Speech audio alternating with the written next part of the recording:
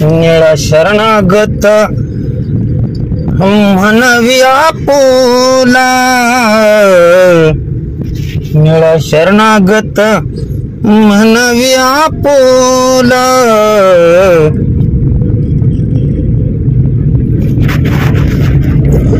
संती निराविला देऊनी हाती, संती निरविला देऊनी हाती, संती निरविला देऊनी हाती. नमो ज्ञानेश्वरा, नमो ज्ञानेश्वरा, नमो ज्ञानेश्वरा, नमो ज्ञानेश्वरा, नमो ज्ञानेश्वरा, नमो ज्ञानेश्वरा. निवृत्ती उदारा सोपान देवा, निवृत्ती उदार सोपान देव, निवृत्ती उदार सोपन देव.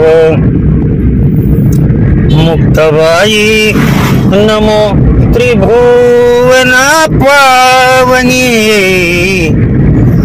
मुक्तबाई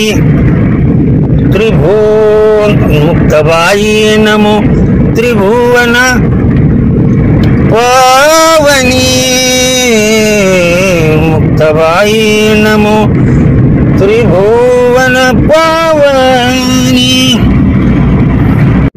आद्यत्रय जननी देवांची, आद्यत्रय जननी देवांची, आद्यत्रय जननी देवांची. आता इथे आलाप तुम्ही कसे बी घेऊ शकता बरं का, लक्षात ठेवा. आदित्रय जननी देवांची, देवांची, देवांची, देवांची,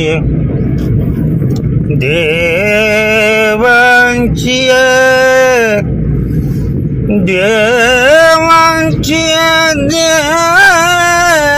देवांची. आद्यत्रय जननी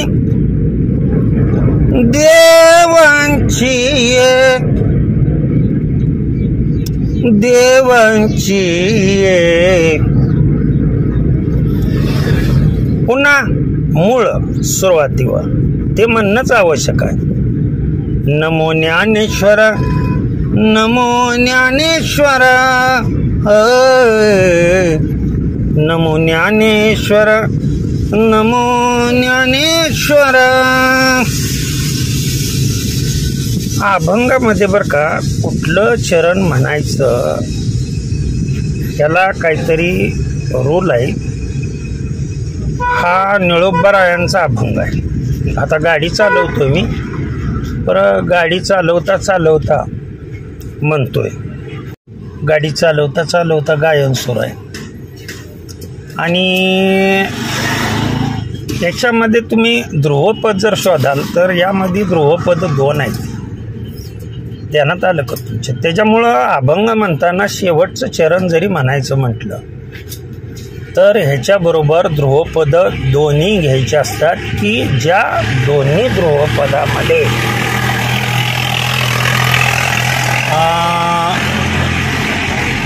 ज्ञानदेव, निवृत्ती नाथ, सोपान काका आणि आदिमाया शक्ती मुक्ताई यांचा विचार केलेला आहे.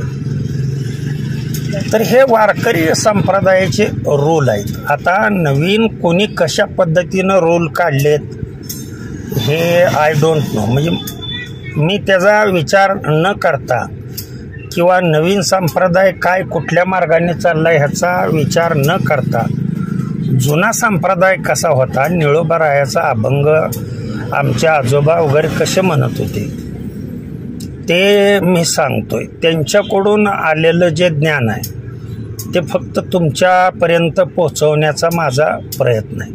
आणि असंच म्हणावं, माझ्या मते संप्रदाय काही जरी म्हणत असला तरी जे जुने नियम आहेत लक्षात ठेवा, ते जुने नियम कधीच मोडू नये या मताचा मी माणूस आहे. झालेली सेवा भगवंताच्या चरणी अर्पण करतो आणि सेवेला पूर्ण विराम देतो. पुंडलिक वरदा हर विठ्ठल श्री ज्ञानदेव तुकाराम विठ्ठल विठ्ठल विठ्ठल विठ्ठल विठ्ठल.